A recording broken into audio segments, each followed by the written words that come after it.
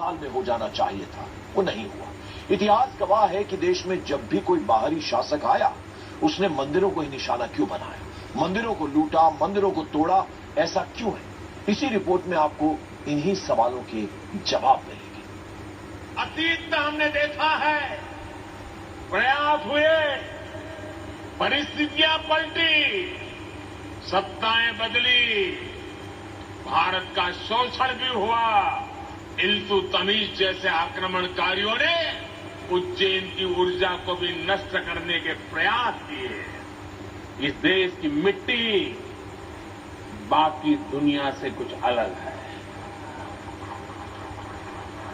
यहां अगर औरंगजेब आता है तो शिवाजी भी उठ खड़े होते हैं। अगर कोई सालार मसूद इधर बढ़ता है तो राजा सुहेलदेव जैसे वीर योद्धा उसे हमारी एकता की ताकत का एहसास करा देते हैं। आज समय का चक्र देखिए, आतंक के वो पर्याय इतिहास के काले पन्नों तक सिमट कर रह गए हैं।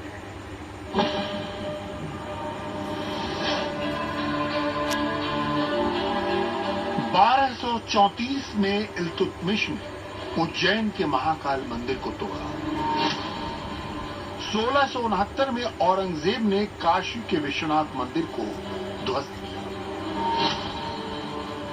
इतिहास गवाह है, इल्तुतमिश से लेकर औरंगजेब तक, उज्जैन से लेकर काशी तक हिंदू मंदिरों पर बार बार अटैक हुआ, लेकिन सनातन सभ्यता को कोई मिटा नहीं पाया।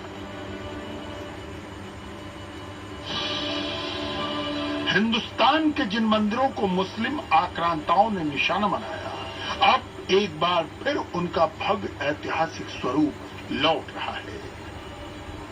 देश में पहली बार किसी प्रधानमंत्री ने इस तरफ फोकस किया है। हिंदू आस्था के प्रतीक और सनातन के ध्वजवाहक इन सभी मंदिरों की पूरी मैपिंग तैयार है। मोदी की डायरी में इसकी पूरी लिस्ट है। 2014 के बाद से इस पर काम शुरू हो गया था और अब उसका रिजल्ट भी सामने दिखने लगा है।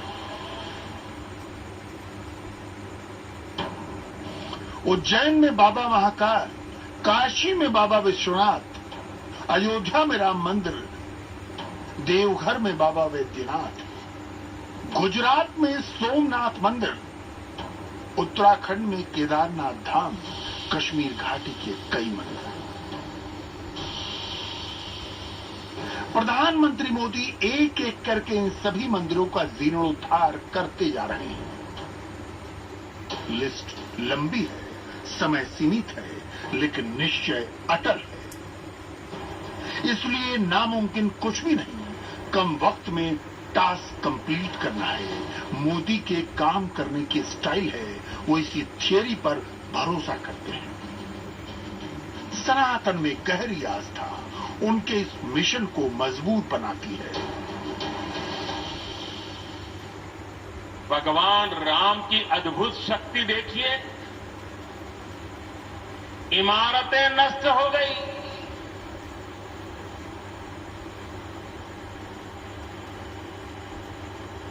क्या कुछ नहीं हुआ?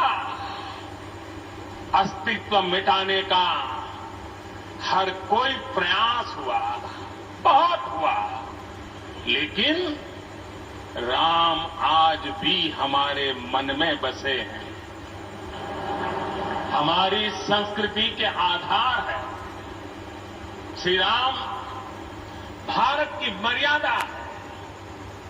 श्री राम मर्यादा पुरुषोत्तम है। प्रधानमंत्री मोदी के मन में क्या चलता है उसे समझना मुश्किल है, क्योंकि वो चुपचाप अपना काम करते हैं और मिशन मोड में उसे पूरा करके डिलीवर कर देते हैं।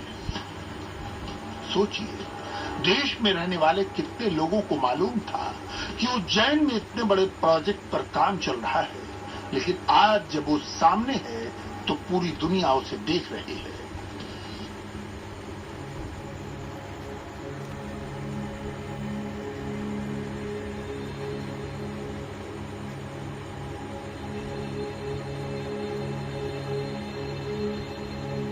मोदी इसी तरह कई बड़े और चैलेंजिंग गोल सेट करते हैं, उसकी टाइमलाइन फिक्स करते हैं और उससे पहले उसे डिलीवर कर देते हैं। ऐसे कई एग्जाम्पल हैं। सबसे पहले काशी विश्वनाथ की बात करते हैं।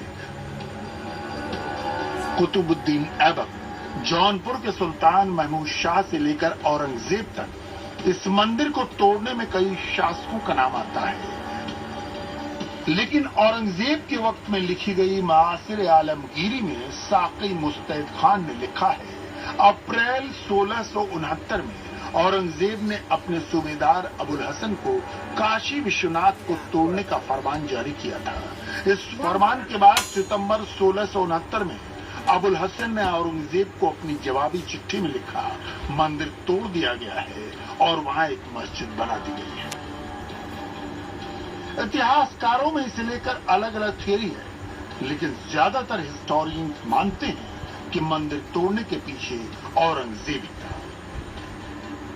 1669 में औरंगजेब ने काशी विश्वनाथ मंदिर को तोड़ने का आदेश दिया। 1780 में इंदौर की मराठा शासक अहिल्याबाई होलकर ने मंदिर को दोबारा बनवाया, लेकिन मोदी चाहते थे कि काशी विश्वनाथ धाम अपने उसी रूप में आए जिसका जिक्र पुराणों और ऐतिहासिक ग्रंथों में है, इसलिए उन्होंने एक संकल्प लिया। 2019 में पीएम मोदी ने इसे भव्य स्वरूप देने के लिए काशी विश्वनाथ कॉरिडोर प्रोजेक्ट की शुरुआत की और 2021 में भव्य काशी विश्वनाथ कॉरिडोर देश को सौंप दी। हमारी इस वाराणसी ने युगों को जिया है, इतिहास को बनते बिगड़ते देखा है। कितने ही कालखंड आए गए, कितनी ही सल्तनतें उठी और मिट्टी में मिल गई, फिर भी बनारस बना हुआ है। बनारस अपना रस बिखेर रहा है। बाबा का ये धाम शाश्वत ही नहीं रहा है, इसके सौंदर्य ने भी हमेशा संसार को आश्चर्यचकित और आकर्षित किया है। हमारे पुराणों में प्राकृतिक आभा से घिरी